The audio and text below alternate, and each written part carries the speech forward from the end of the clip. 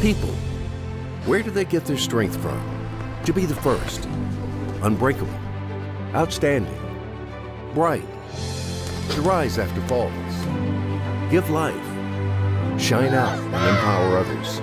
People are changing the country and the world, and we are changing for them. We have been providing them with energy for 15 years. We make its consumption convenient, modern, smart. Detect 15 years of energy in action. Good evening. Well, good evening in Kyiv, Ukraine. I'm Brian Bonner, Chief Editor of the Kyiv Post. We're coming to you with a live webinar. Today's discussion is New Economic Reality, Pillars of Ukraine's Development.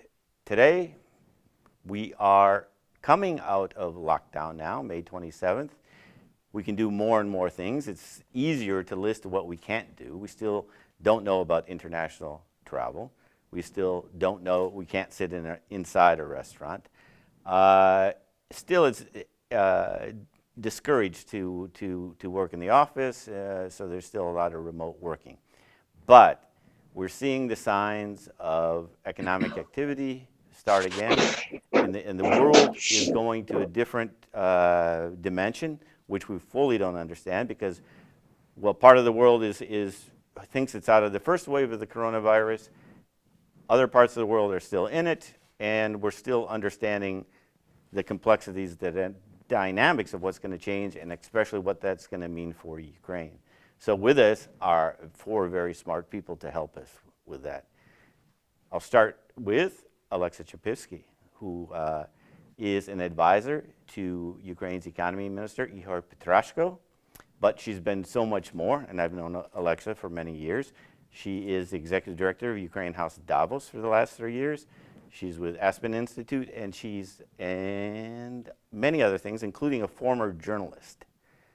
So also today we have Philippe Lekebush, the director or the executive of Detect Renewables with us. And Detect, by the way, is the sponsor of this event today. We have Nick Butler with us, who's going to give us the view from Wales about what things look like. He's also, besides being a professor, he is author of a popular energy and power blog on Financial Times, ft.com. Teres Kachka, I also know for many years. He is Deputy Economy Minister now. But in the past, he's worked at International Renaissance Foundation, and he's been the president of the American Chamber of Commerce in Ukraine. So welcome to all of you, and thank you for joining us tonight. Thank you, Brian. I think I'll start with Alexa. Alexa, can you give us a sense of why you joined the economy ministry? And we're feeling hopeful in spring, so if you could give us some sort of success stories that you're already seeing, and what you hope to help the new economy minister with in terms of priorities to get this economy back on track. Sure. Well, first of all, thank you, Brian, to you and to your team for the invitation, which we really appreciate, and for organizing today. It's a pleasure to be with the other panelists, and thank you to the participants for your interest and for sharing your time. It's an honor to support Minister Petrashko and his team and Ukraine. And I look forward to supporting the minister in strategic communication and investor relations in the US and in other places outside of Ukraine. Briefly, my background, I worked globally with NBC News as a journalist for over 7 years and at a London communication consultancy. Currently, I direct the program on the world economy at the Aspen Institute based in Washington, DC. And for the last 3 years, as you mentioned, Brian, I've served as executive director of Ukraine House Davos. So I very much look forward to teaming in my capacity advising the ministry with colleagues not only at the ministry, including First Deputy Minister Kachka, but with the incredibly talented team at Ukraine Invest and at the National Investment Council and at other partner organizations, the business associations, the private equities, to collectively harness our strengths to execute and deliver on a collaborative, coordinated strategy or roadmap for attracting investment to Ukraine. And in attracting investment, our job and my job working with foreign investors on behalf of the minister is to educate and inform, to sell, salesmanship, and to help do the proactive matchmaking, to match the Ukrainian companies and expertise with the foreign investors and opportunities, and importantly, to hold their hand along the way. And in this respect, communication and relationships and trust are everything. Okay. So let's remember where we're coming from. Brian, you asked me to talk about success stories. Right. Ukraine, a country of 37 million people, has vast natural resources, manufacturing and engineering expertise, and it's situated at an ideal location at the crossroads of Europe and Asia. Ukraine is building rockets that launch satellites. It's producing COVID-fighting drugs that are currently being tested in the EU. 2 Ring Ukraine alums. And let's remember, Ring, as you know, was acquired by Amazon in 2018 for over $1 billion. Their R&D is in Ukraine.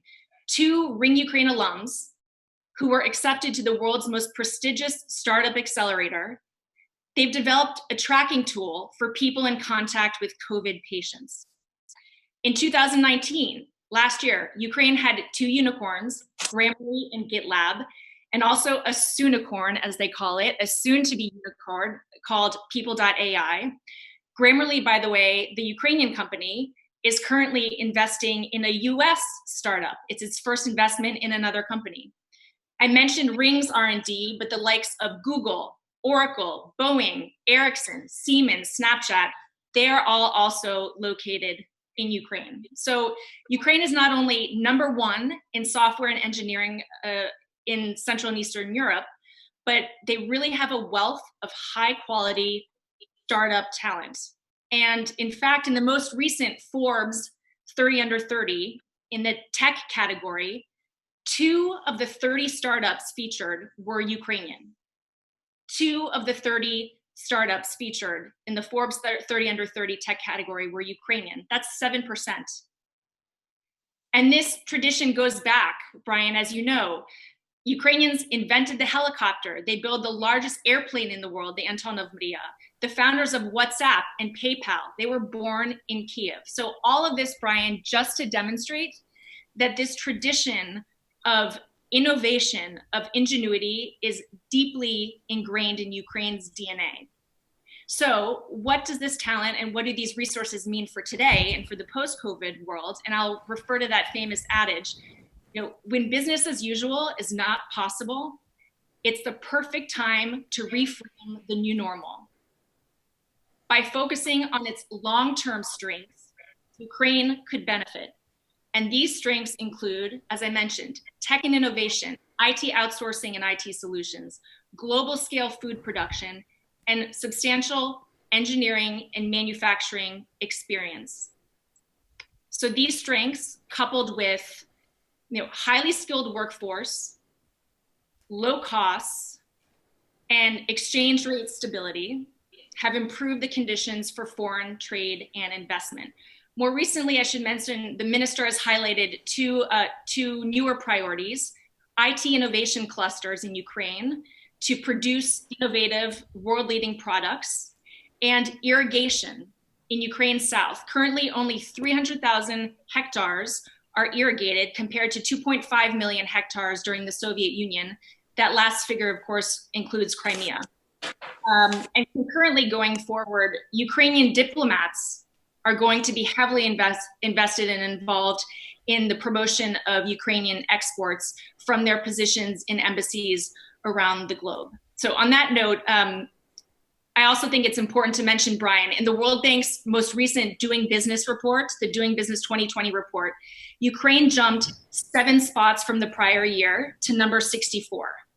This is Ukraine's highest ranking ever in that index. And these global indexes are very important. They're closely watched by global opinion makers and decision makers. So it's a priority for Minister Petrashko to improve these rankings by improving on deregulation, labor code, rule of law, for example.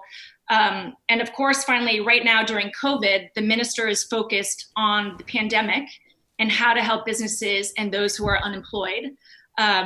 But I'll leave that to my very capable colleague, First Deputy Minister Katja, who can speak more extensively to those points. Thanks, Alexa. I feel better already. So Ukraine's glories are still ahead. That makes me feel better. Taras, can you build on that? And I want to ask you a couple things. Is the worst over? Are we recovering? And I note that a lot of economic activity still went on through the ports and agriculture and everything through this lockdown. So it does look like we might escape this relatively well. Secondly, trading partners. There's been a big shift to China. Do you see that as permanent? I interviewed Foreign Minister Dmitry Kuleba, and he told me he's shifting to Asia. And I noticed as a priority, not dropping EU, but wants to see the opportunities in Asia. And also noted that the Prime Minister has said he wanted to use Ukraine's diplomatic corps abroad to promote exports, which they haven't done very actively in the past. Are all these part of the priorities, or do you see us just picking up where we left off before the lockdown, before COVID-19? I think that all these priorities are still in place, so that what's the good news is that in reality we are not forced to change the policies dramatically. So that in reality, I think that all new initiatives are based on core policies which were developed previously as well. So that this is something which is also important, and I think that our colleagues from Detect Renewables will talk about the predictability in long-term projects and why it is important as well. So that I think that the core elements of our trade policies and economic policies remains the same. So that we are going to maintain the healthy public finances. That's why we are cooperating with IMF and World Bank and the EU macro-financial assistance, because we need to have public finances, and we need to have a good banking system. But the question now is that while we almost completed the big cleaning of banking system and we have healthy banking system, we need to use this for the benefit of general economic engine, and this is something, one of priorities declared by Minister Igor Petrashko, that we need to enhance the flow of credits to the real economy, to industry, to develop business in Ukraine. And we have this possibility because as National Bank of Ukraine is saying that banks are hyper liquid, so they have a lot of liquidity, and now the question is, and the challenge is, how to streamline this liquidity into the economy. And someone sees this problem as like a government wish to direct banks, but in our understanding from inside, this what we want to do is like encourage banks to do this. While a National Bank of Ukraine, being independent, also has this intention, and they do it from their side within their monetary policy and banking supervision. Government is doing this by promoting different programs like 578 with compensated interest rate and so on. And we have other programs with guarantees. So we want to facilitate business to get finances from banking system.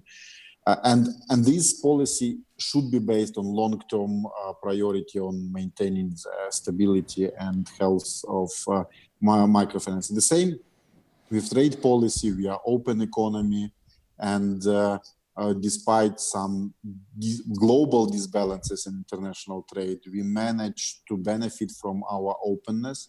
Our export is growing, and what's interesting that nominally our export is slightly decreased during quarantine, during lockdown. So our export decreased by 1.5%, but at the same time, the import decreased in 2 digits, so almost 20%, and our trade balance actually is narrowed to, so that's negative trade balance narrowed. We have some big problem in heavy industry, especially in steel industry, because I think that this is one of industry which was severely damaged by lockdown, because the demand for steel products just shrinked, because as you know that a lot of car factories are closed, a lot of construction projects are closed, so that clients of our steel industry, especially in Europe, that are closed. That's why we have a sharp decrease in demand for our steel products, and we will have a big global fight for markets for steel products. But at the same time, we have panic demand for food products, and our export is record high, and for us it was challenging to ensure that from the point of view of food security, that we are ensuring food security globally and also domestically. So that's why we were on daily monitoring of prices, affordability of goods, stocks, and the availability, and so on. So I think that what we are trying to propose is a mix of new initiatives, new energy, based on long-term policies. What is the challenge for us? The challenge is not coronavirus as such, because I think that the decrease of Ukrainian economy will be connected rather with sharp decrease of economies in developed nations, especially in the EU.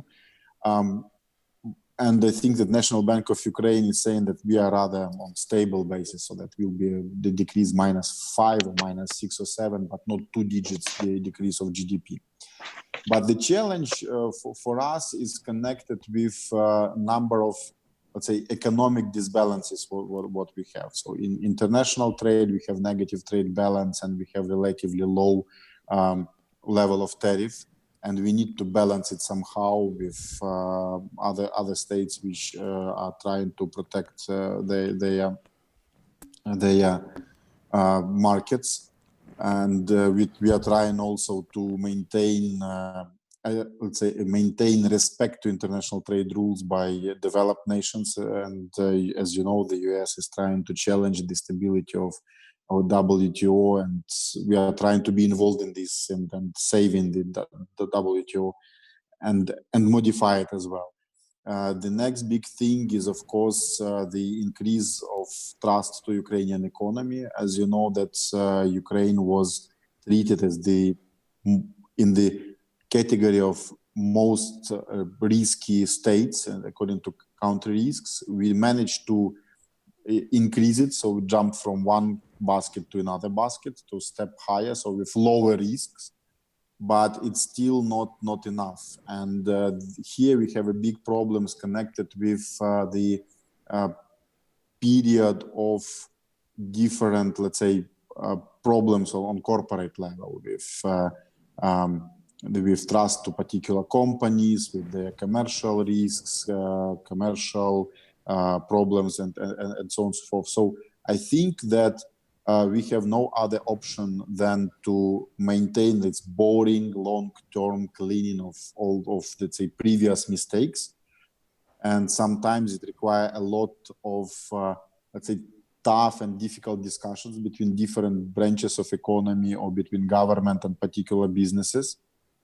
But we have no other options than to jump into particular problems. And at the same time to develop new energy. And what Alexa presented is like element of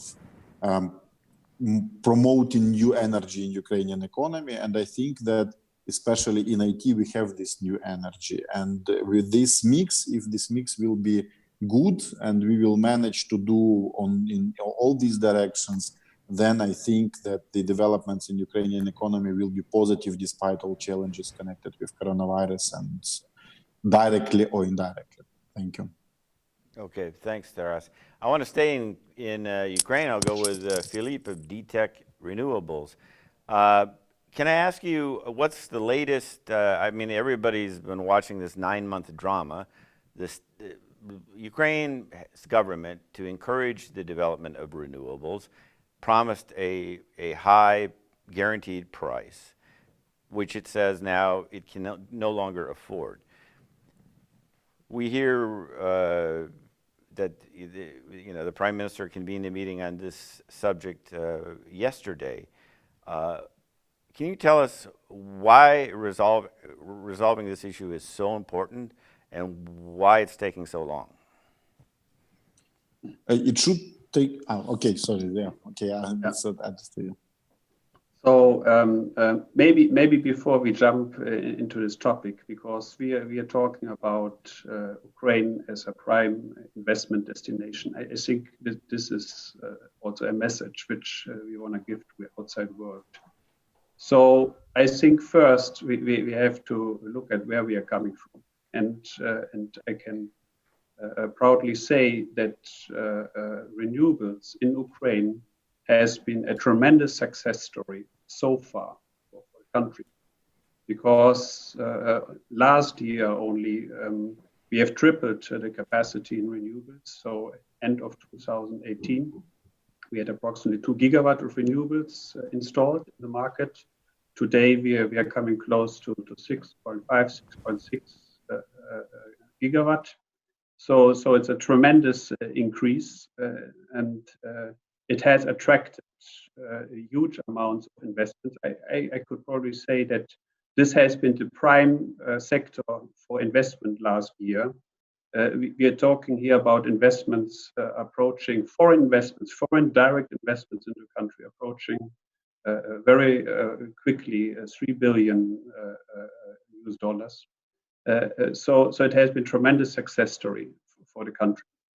And additionally, then we have to see that with the new law which came into force, that was one of the last action actually of the old government, to put a new law into force on the transition now from a guaranteed tariff, which was put in place in 2009 to kickstart this investments into renewables.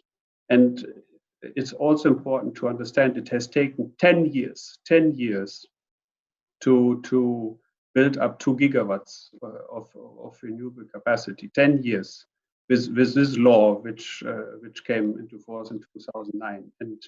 And everyone understood now that we were on a very good course, and that we have to put this now in a transition into a economy, in a competitive new system, which is, by the way, an obligation which Ukraine has also incurred as being part of the European energy community.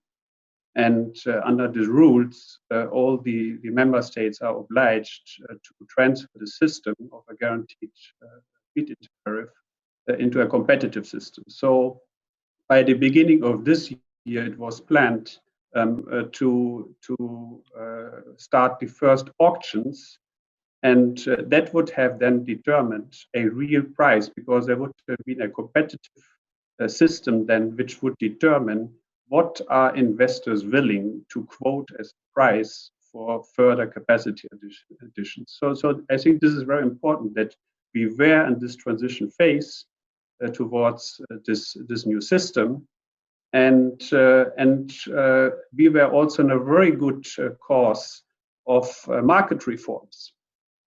Many important sector reforms were put into place last year. So the whole energy market has seen major improvements, again in line with the obligations under the EU Association Agreement and Energy Community to liberalize and to reform the energy sector. So the market was freed up. Now you have free competition on the retail side. Then also the unbundling has taken place. So you have now an unbundling of the transmission system and the generators and the retail market. So this had been put in place, and the reform, then the second part since July of the energy market. So that has also been put in place. So I think all the necessary reforms to put and liberalize the market into a more market-based system were put in place, and good progress has been made.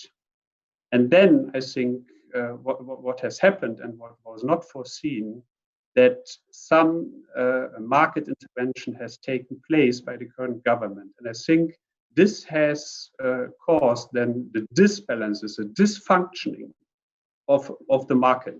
So the market could not deliver what was expected. And unfortunately, this is the situation we are in right now. And it's not a crisis of renewables. It's not a crisis of COVID unknown. It's a problem that we see that all these reforms which were right on track have not been fully implemented. And this is what we are suffering right now from. And that's why we say, and many market actors talk about this, that at the moment, unfortunately, we experience a dysfunctional market. And this is a problem which, of course, involves many, many stakeholders, not only foreign investors. It involves the government, it involves the industry who is suffering from that. And the key issue is the whole energy system in Ukraine suffers from long periods of underinvestment. So one of the key objectives for the country is, and this is what I think what we're talking now, how can we get this back on track? Because the country needs huge investments in infrastructure.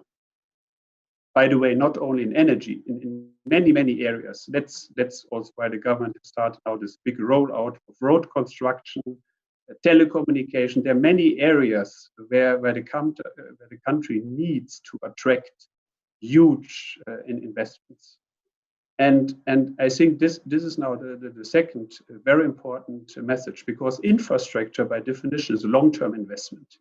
So what is very important is that this investments get the confidence of investors that market rules and legal systems provide for security of these investments on a long-term basis.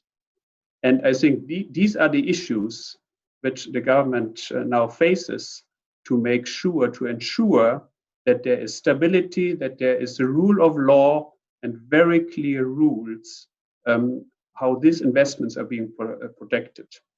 And I think this is the essence of the discussion which we are seeing right now, which is ongoing. Okay, thanks for the very short and succinct summary of Ukraine's energy possibilities and challenges, because it is a very complicated situation. I enjoyed my interview with Maxim Timchenko. It's on the current website now. It'll be in the new edition of the Key Post, CEO of DTEC. Nick Butler, how does it look to you from the outside of Ukraine looking in? And if you were to write a column about Ukraine in Financial Times, what would you say? Well, thank you, Brian. Good evening. It's a great pleasure to join you. What would I say? I think I would agree with Lexa that Ukraine has great potential, but the potential has not been fulfilled. And I think in developing a strategy, you have to start from absolute realism. Nothing else. You can be optimistic, but if you have illusions, you are not going to succeed. And I think let's just start with the pandemic. We may be coming out of lockdown at different paces in different countries. The pandemic is not over. It is still spreading around the world today. A lot of reports about the spread across Latin America. I think there's a real risk of second waves in many areas, particularly where health systems are weak. I think we haven't yet seen the real impact in the Middle East or Africa that we might see. And there's no vaccine. And I don't think we'll have a vaccine for many months yet. So what we are now beginning to see is the economic implications of the pandemic and of the lockdown. And I think that we're going to see a serious loss of economic potential this year and next year. And Ukraine, along with every other country, you can't control what happens in one country because this is a global event. And it's a global event for many industries in Ukraine, and it's going to lead to serious unemployment. It's going to lead to a lot of changes in the economy. We're certainly not going to go back to where we were, but it is a moment of opportunity. And I hope that, I think it's possible, that Ukraine should now seize the moment to modernize the economy, to move away from some elements of the old economy that are never going to be economic again, to be transparent. Alexa mentioned the rule of law. I think that if you ask people who don't know Ukraine, outside Ukraine, they would say that the rule of law does not always apply. And that is going to discourage investment just when you need it. So I think you need a philosophical change to place Ukraine in the international economy. Now, when it comes to energy, which is my speciality, I think you're going to see some real problems for some parts of the energy sector in Ukraine. World demand for energy is down. It's down very much this month, last month, next month, but right through the year. I think oil demand will be down 8 to 10% over the year, gas demand at least 5%, and we're going to have really low prices because there's plenty of supply and less demand than we expected. So I think we're going to have low prices for a long time. I think that's going to be very hard for the coal sector in Ukraine. I think there will be long-term unemployment there. But I think that the next thing is to look at what other people are doing. And the European Union today put forward a very big stimulus package for the future. And I think that if Ukraine, as the agreements that you've signed says, wants to be aligned with the European Union, I think that package is something that's worth looking at. It may not all go through in precisely the detail in which it's been proposed, but I think the direction of change is very clear, and that is towards a green recovery. There's going to be a lot of investment in renewables. I think that that is going to alter the shape of the European economy. But Ukraine is very close to Europe. It does a lot of trade with Europe. I think a good deal more than it does with China, or is likely to do. And therefore, I hope the alignment will continue. I hope the terms of the agreements that have been reached will be fulfilled. And I think that in particular, Ukraine should think about the potential that it has to really build up the renewables sector now. Wind, solar, but also beyond that into the new technologies that Europe wants to support, such as hydrogen. And I see that as the future of Ukraine. Technology around the new energy paradigm and alignment with Europe. And I think, to go back to what Alexa said, the potential is enormous. The skills are there. And we have to ask why that potential has not been fulfilled before, and to look for the opportunities, even in a moment of crisis and recession. What can you do to go from a potential that's not been realized to a potential that is fully realized? Nick, thanks a lot. Can I ask you one follow-up question on renewables, and maybe get you to identify some of the old economies that are not going to come back, but I think you did a little bit. What is the way to, because we're having a huge debate in Ukraine about how to sort of guarantee investors some kind of return on what is, as I understand it, a huge upfront investment that pays off only over time. Is there a model that we should be? No, there are models in Europe where the economies have moved into particular areas. I think it needs a national energy policy that is very clear, that is backed by rules that are going to be followed through many years, and that gives people the confidence.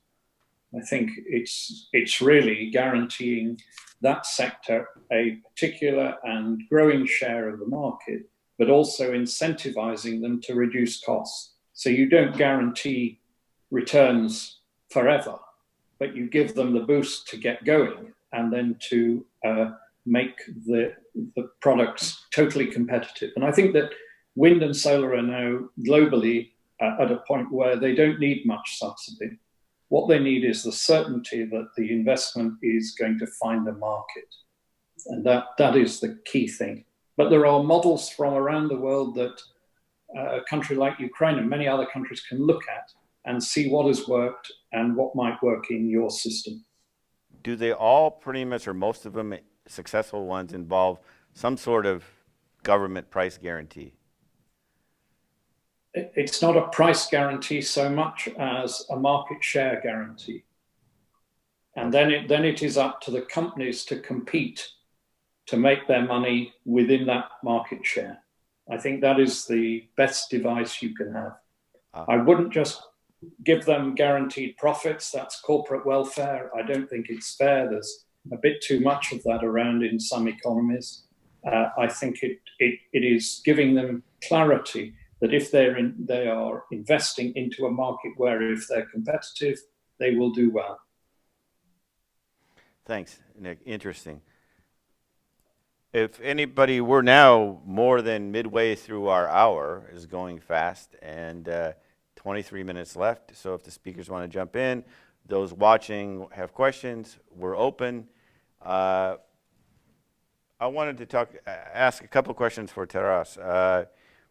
There was Anders Aslan, who talked to the economy minister yesterday, talked about, Ukraine's potential. It had brain drain, millions of Ukrainians not finding the jobs they want, going abroad.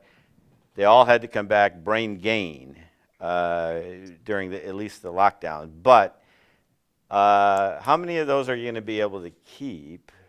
I know the president talked about this, because it looks like there's huge demand for Ukrainian labor in Europe, waiting and wondering and chartering flights to get Ukrainians out. Mixed feelings about this. I mean, on one hand, it's great Ukrainian labor is in demand. On the other hand, why can't we find meaningful jobs for them to stay? And what's going to be the policy on that? I think that this question is deeper than than any policy which can be implemented by any government anywhere. First of all, I think that I agree with you that this is a good news that Ukrainian labor is in demand in Europe, and I think that this is one of basic freedoms. And in reality, when states, as you remember, when our Western neighbors like Poland and Hungary integrated in the EU, the freedom of movement of persons and labor was one of the most sensitive, and there was an opposition against opening of labor market for Polish or Hungarian citizens to in France or UK or Germany. And that's why for us this is a good news that Ukrainian people are in demand, and there's a workforce in Germany, in Poland, in Czech Republic, and further to the west. It means that they're capable, and this is really good news for everyone. So, as a sequence, I think that our Ukrainian business also became conscious that decent salary is a prerequisite for retaining people in their business. And what we saw and we still see as a tendency of increasing of salary for people. And it means that business already attempts to retain people here in Ukraine. So this is one thing. And in reality, I think that the only good policy is to create decent environment for living. So that's why the investments in infrastructure, in medical reform and everything else is a good news, because with high mobility, people are looking for place to live a better life. And I think that my personal choice is to advocate for decent life in society where your all natives and friends are living as well, so that you can live happy life in somewhere in Ternopil region, in your own small city with decent salary. And I think that all the elements of policies of government are targeted to this goal, to ensure that there is a environment for decent life here in Ukraine. I don't think that there is a possibility to have like giant leap towards this goal. It requires trust and slow but long-term growth. So this is my boring, let's say, reply to this question. And what is really good news is that I think the demand for good and, let's say, capable workforce in Ukraine is growing, and especially if for industries, classical industries, and what I hear from shipbuilders in Mykolaiv, from other factories in other regions. I just took like recent examples, that once the decent salary is offered to people for Ukrainian workers working abroad, they prefer to come back to Ukraine. So of course, I think that it will be a long story for retaining Ukrainian people coming back from abroad to Ukraine. But as example with Poland, I think it will be in the end, or in decade, it will be a success for Ukrainian society and Ukrainian economies, and this economic migration from Ukraine and then back to Ukraine again. Okay, thanks. Earlier, Brian, Alexa. if I may, if you'll allow me to just cite a few concrete, specific examples of some dynamic investments opportunities which could potentially play to Ukraine's strengths. First, as my colleague said, Mr. Kochka, building diversity and resilience into global supply chains and moving away from dependence on any one country, including in Asia. I think it's worth mentioning that during COVID, Ukraine's export market remained open. The supplies were not interrupted. In recent years in the US, foreign companies have found it profitable to manufacture in the US for various reasons. I'm not able to comment on today, but for example, the 5 years leading up to, I think, 2018, in the US, 62% of new manufacturing jobs created there were from foreign companies. So foreign companies, that's defined as, a country headquartered outside of the US, but with operations in the US. Coming out of COVID, we similarly in Ukraine, I think, will need to effectively and strategically communicate to these foreign companies the advantages of manufacturing in Ukraine. Ukraine has large-scale manufacturing experience that could be helpful. I mean, everyone knows that famous Nespresso ad featuring George Clooney. But I'm sure most people outside of Ukraine have no idea that those Nespresso machines are manufactured in Ukraine.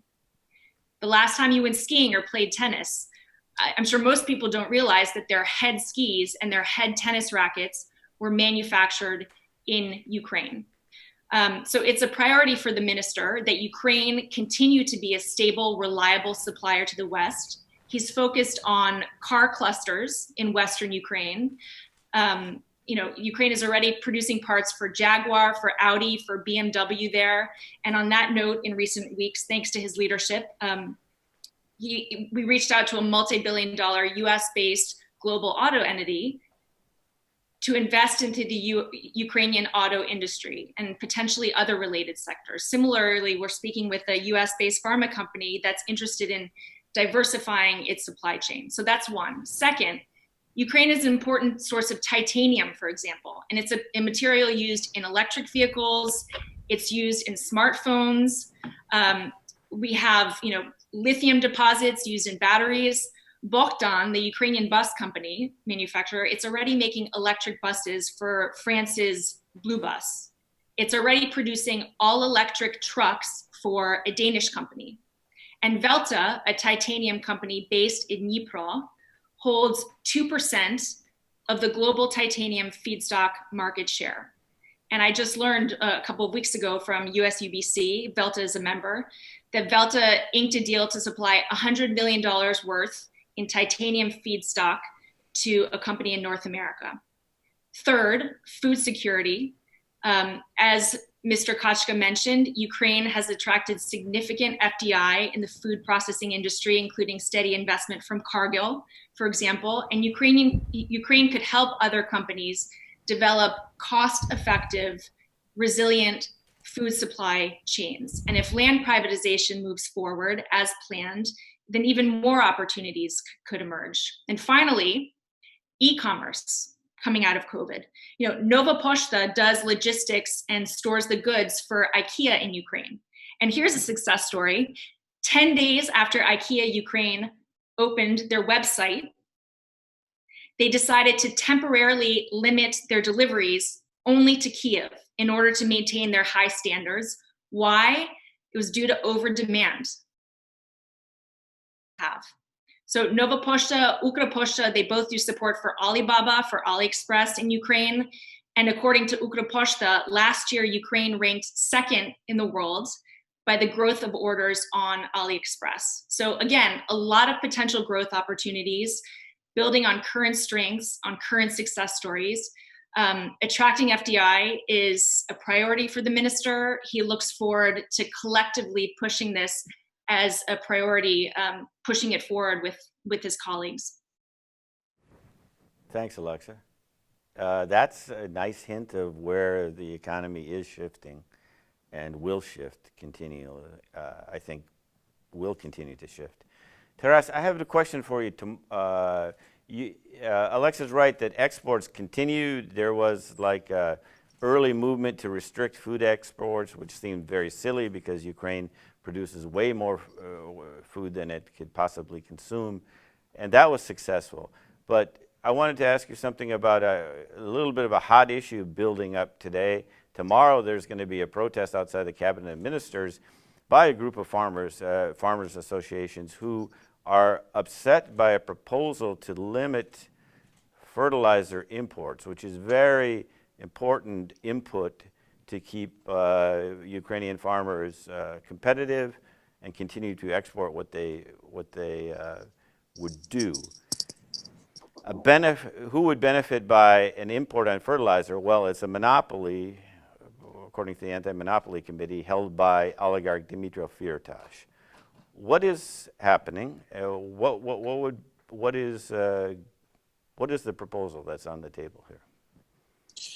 So the proposal is on the table is to find a balance between the interest of producers and consumers, and our agricultural producers are consumers in this case, because we are really good in at least one input necessary for the agriculture and for fertilizers, indeed, and we have different dimensions or multiple dimensions on this market.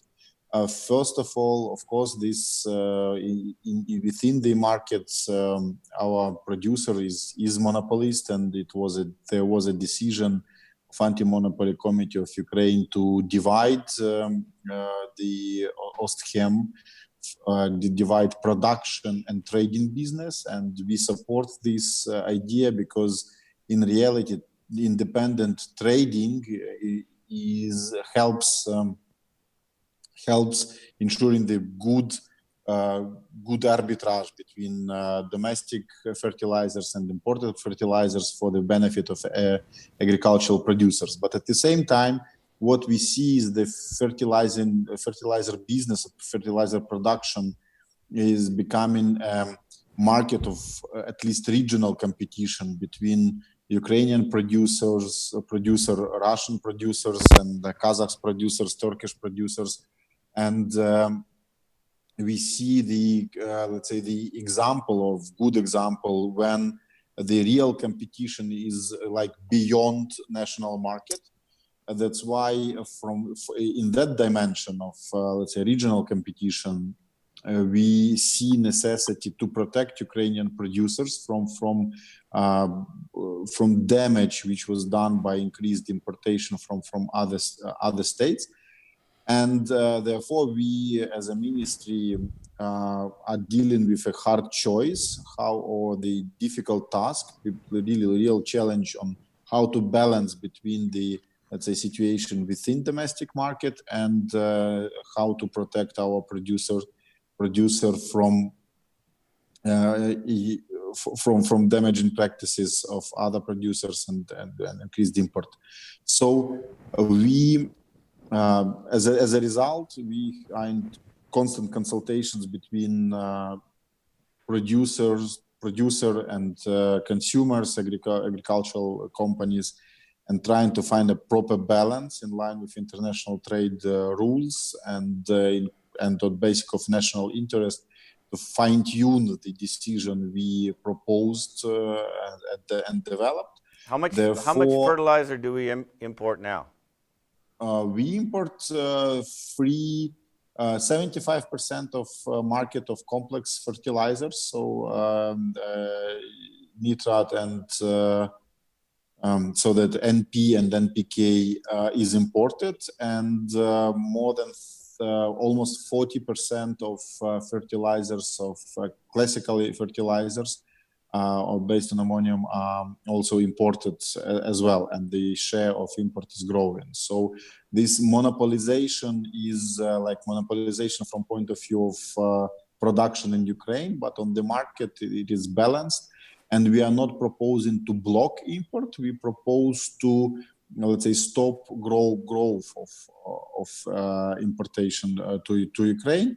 So therefore, our task is not to block import, but to fine-tune the situation on the market. And we are trying to be as careful as possible on these, because we understand that without fragile balance, we cannot ensure the predictability of market. And this is something what this market deserves, this market for fertilizers and for all stakeholders in this market, because last 5 years we had a lot of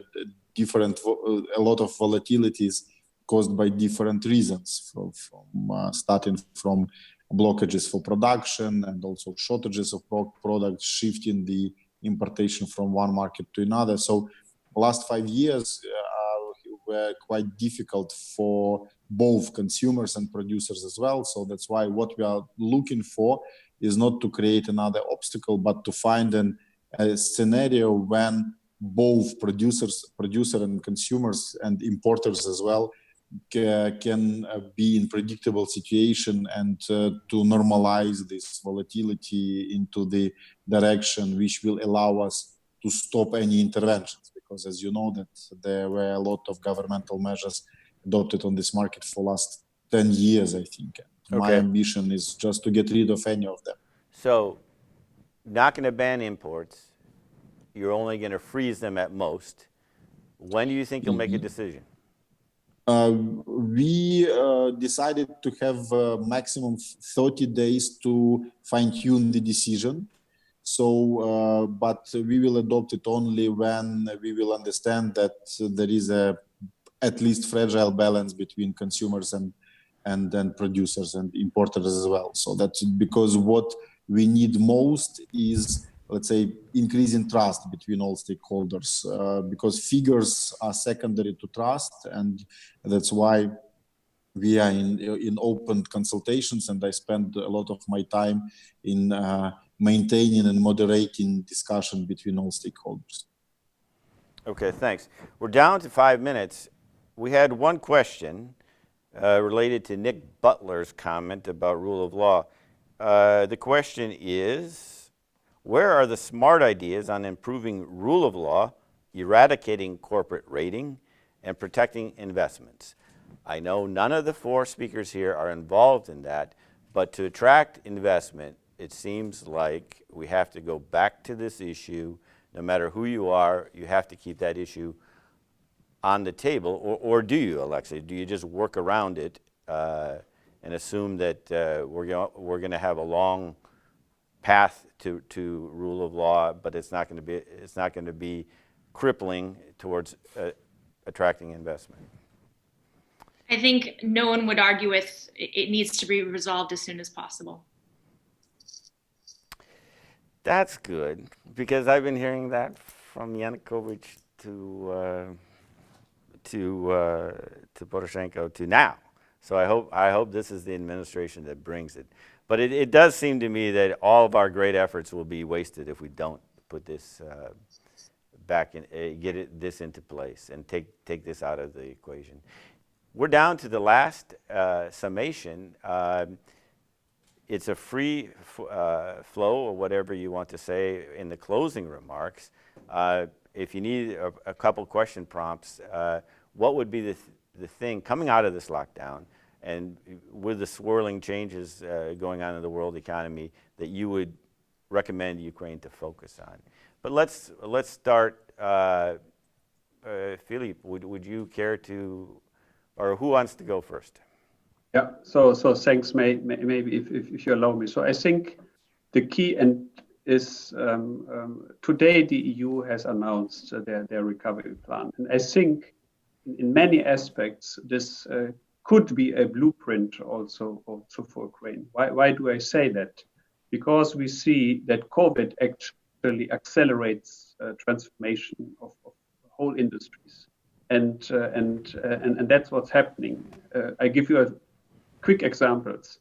I think we will not come back and put all the people back into the office. We see that we can also do it with some remote work. So it will have an impact on how much office space we will have in the future. We are having this discussion here using IT. We are having a Zoom conference. So that's gonna be the part of the new normal. We need to direct investments into new economies, into IT, into renewable energy, into sustainable economies, and this is a blueprint from the EU. And I think this is also the path for sustainable recovery for Ukraine. And what I think this opportunity of investment programs, which we will now see, huge investment programs, which are being put into the markets, it's extremely important that they are directed in those areas which will be the path for future recovery and future growth. We should definitely not do the mistakes and put this into those industries who are not gonna survive and who are not gonna provide growth opportunities for the future. And I think this is the main message I would like to give. So let's continue the path for transition, and that means for energy, definitely energy transition. So let's direct investments in those areas which support a cleaner and more sustainable environment. And that is gonna be the same for all other industries. And that, I think, will be the path for recovery also for Ukraine. Thank you. Who wants to go next? I agree with that. I think it's going to be a very difficult 2 years for everybody, including Ukraine. And I think it's very important that people don't look to protectionism or defending the past or trying to hold on to what used to be. I agree with a lot of the examples Alexa has quoted. I think that is the future.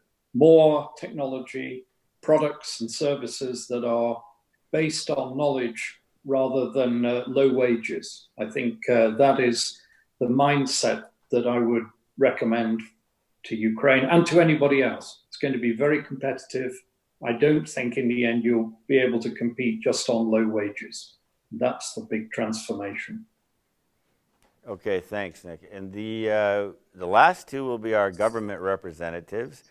And I will add that recently, that his government representatives have been changing rather quickly.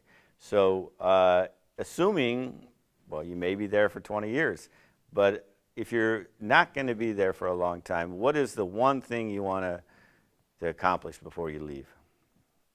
Either Alexa or I think, yeah, okay, Alexa. Thank you, Brian, for the opportunity.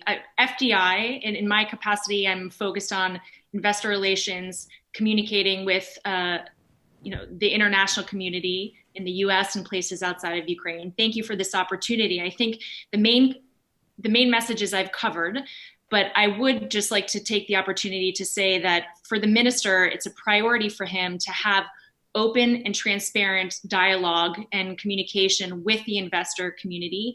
He welcomes your ideas. He's looking forward to your engagement. And to that end, you can reach the minister at the following email address. He and his team will be monitoring it, and I will be delighted to stay in touch with you. That email address is ministryofeconomy@me.gov.ua. Again, it's ministryofeconomy@me.gov.ua. Thanks, Alexa. Final word for Taras.